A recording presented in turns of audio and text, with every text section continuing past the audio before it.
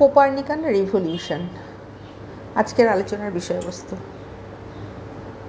প্রথমেই জানা দরকার কোপার্নিকান রিভলিউশন কি এবং কান্ট কোপার্নিকান রিভলিউশন কিভাবে ঘটিয়েছিলেন দর্শন শাস্ত্রে, সেটাও আমি আজকে ডিটেলস বলবো, তোমরা শুনতে থাকো। কোপার্নিকান বিপ্লব যেমন জ্যোতির্বিদ্যায় পৃথিবী কেন্দ্রিক ধারণাকে সরিয়ে সূর্যকে কেন্দ্রে স্থাপন করেছিল, তেমনি দর্শনে কান্ট জ্ঞানের ক্ষেত্রে একই ধরনের একটি বিপ্লবী পরিবর্তন এনেছিলেন। কান্টের আগে মনে করা হতো জ্ঞান বস্তুজগতের বৈশিষ্ট্য এবং মন সেই জ্ঞানকে নিষ্ক্রিয়ভাবে গ্রহণ করে। কান্ট এই ধারণাকে উল্টে দিয়েছিলেন। আগে দেয়া হতো বস্তুর প্রায়োরিটি, পরে দেয়া হলো মনের প্রায়োরিটি। বস্তুজগতের যে সকল জিনিস বা বাহ্যিক যে সকল বস্তুগুলো রয়েছে সেই অনুযায়ী আমরা যেটা জানবো সেটাই ঠিক, কিন্তু কান্ট এটা মানতে পারেননি। তিনি বলেছেন যে না, এটা কখনো ঠিক নয়। আমাদের মনের গুরুত্ব আগে, আমাদের মনের যে ছাঁচ রয়েছে, মনের যে ধারণা রয়েছে, সেই ধারণাটাকে আমরা বাহ্যিক জগতে অ্যাপ্লাই করে থাকি। কান্ট কিন্তু এইভাবে তিনি দর্শন শাস্ত্রে কোপার্নিকান রিভলিউশন ঘটিয়েছিলেন। কান্টের কোপার্নিকান বিপ্লবের মূল কথা হলো জ্ঞান বস্তুর উপর নির্ভরশীল নয়, বরং বস্তু আমাদের মনের কাঠামোর উপর নির্ভরশীল। আমি যদি এই বিষয়টাকে আরেকটু সুন্দরভাবে গুছিয়ে বলি, সেটা হচ্ছে কান্ট বলছেন আমাদের মন জন্মগতভাবে কিছু নির্দিষ্ট কাঠামো বা ছাঁচ নিয়ে আসে, যেটাকে ইংলিশে বলা হয় ক্যাটেগরিজ অফ আন্ডারস্ট্যান্ডিং। আমাদের যা কিছু রয়েছে মনের মধ্যে, এবং সেটা তার জন্মগত সময় থেকে কিন্তু সে সেগুলো নিয়ে আসছে। এই কাঠামোগুলো হলো আমাদের চিন্তার ভাবনার মৌলিক ভিত্তি। যেমন এখানে এক্সাম্পল দেওয়া হচ্ছে পরিমাণ, গুণ, সম্পর্ক। সম্পর্ক বলতে এখানে কার্যকারণ সম্পর্কের কথা বলা হচ্ছে, আর মোডালিটি ইত্যাদি। মানে আমাদের যা কিছু আমরা কিন্তু বাহ্যিক জগতে আমরা কিন্তু আমাদের মনের যে ছাঁচ বা কাঠামো সেইগুলো কিন্তু আমরা বাহ্যিক জগতে অ্যাপ্লাই করছি। এটাকেই তিনি বলছেন যে তিনি একটা দর্শনে রিভলিউশন ঘটিয়েছেন বা বিবর্তন ঘটিয়েছেন। তিনি দর্শনে একটা নতুন কিছু একটা এনেছেন, যেটা সকলে মেনে নিতে বাধ্য হয়েছেন। অভিজ্ঞতা মনের ছাঁচে ঢালাই হয়।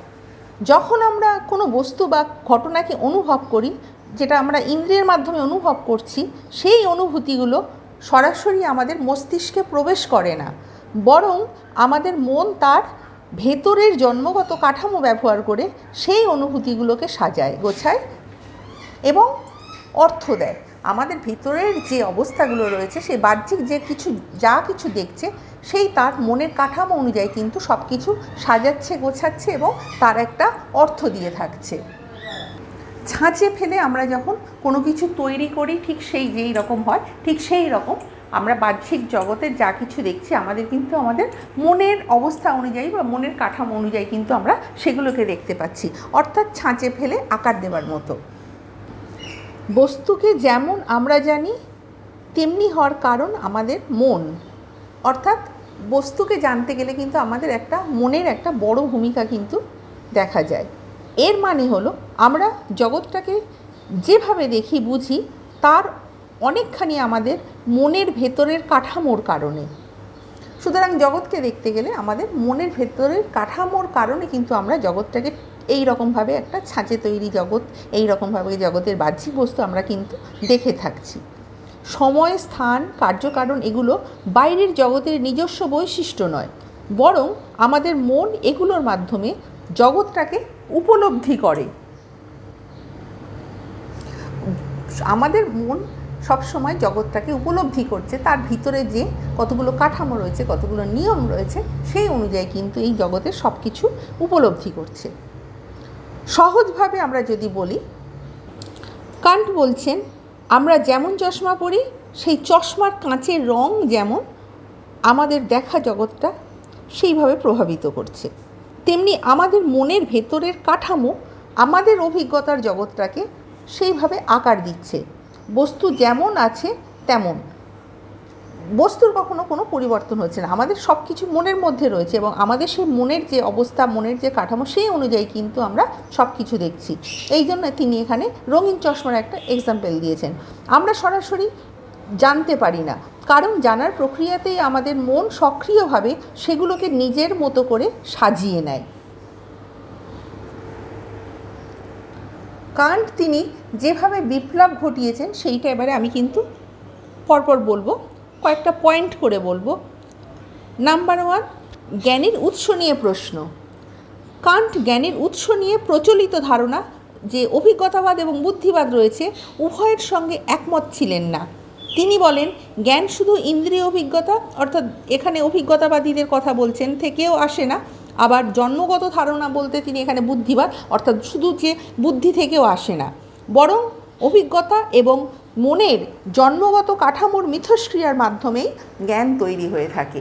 তাহলে জ্ঞান কিভাবে তৈরি হচ্ছে কান্টের মতে? অভিজ্ঞতাবাদ এবং বুদ্ধিবাদ, অর্থাৎ অভিজ্ঞতা এবং বুদ্ধি দুটোর মিথস্ক্রিয়ার ফলে কিন্তু আমাদের জ্ঞান তৈরি হচ্ছে। নাম্বার 2, জ্ঞানের সীমা নির্ধারণ। যেহেতু আমাদের জ্ঞান মনের কাঠামোর উপর নির্ভরশীল, তাই আমাদের জ্ঞানের একটি নির্দিষ্ট সীমা রয়েছে। আমরা বস্তুস্বরূপ থিং ইন ইটসেলফ বা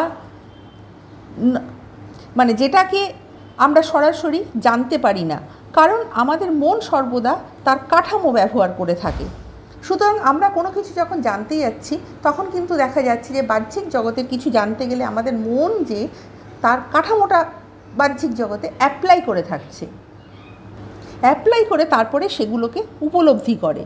আমরা কেবল দৃশ্যমান জগৎকে, যেটাকে বলে দৃশ্যমান জগৎ, যেটাকে হচ্ছে ফেনোমেনাল ওয়ার্ল্ড যেটাকে বলা হচ্ছে, মানে দৃশ্যমান জগৎকেই আমরা কিন্তু জানতে পারি, যা আমাদের মনের দ্বারা সাজানো। বাহ্যিক জগতের আমরা যা কিছু দেখছি, তিনি বলছেন যে সেটা কিন্তু আমাদের মনের দ্বারা কিন্তু আমাদের সাজানো। সুতরাং আমরা বাহ্যিক জগতে দিয়ে কিন্তু আমরা আমাদের মনের বিচার করব না, আমাদের মনকে দিয়ে কিন্তু বাহ্যিক জগতের যা কিছু দেখছি সেইগুলোকে আমরা বিচার করব। নাম্বার 3, নীতিশাস্ত্র ও অধিবিদ্যায় তার যে মতামত সেটার প্রভাব ফেলেছিল।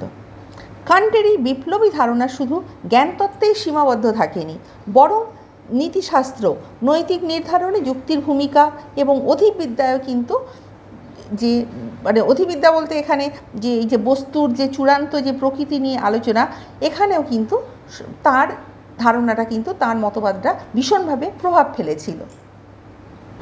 সুতরাং কোপার্নিকাসের মতো কান্টও জ্ঞানের ধারণার কেন্দ্রবিন্দু পরিবর্তন করে মনকে সক্রিয় ভূমিকা দিয়েছিলেন। তাই দর্শনের ইতিহাসে কান্টের অবদানকে কোপার্নিকান রিভলিউশন নামে অভিহিত করা হয়। এর মাধ্যমে জ্ঞানের প্রকৃতি, উৎস, সীমা নিয়েও কিন্তু দার্শনিকদের চিন্তাভাবনার ধারা সম্পূর্ণ তিনি পাল্টে দিয়েছিলেন। কান্ট তিনি যে তত্ত্বগুলো আলোচনা করেছিলেন তার কিন্তু আবার অনেক সমালোচনাও রয়েছে।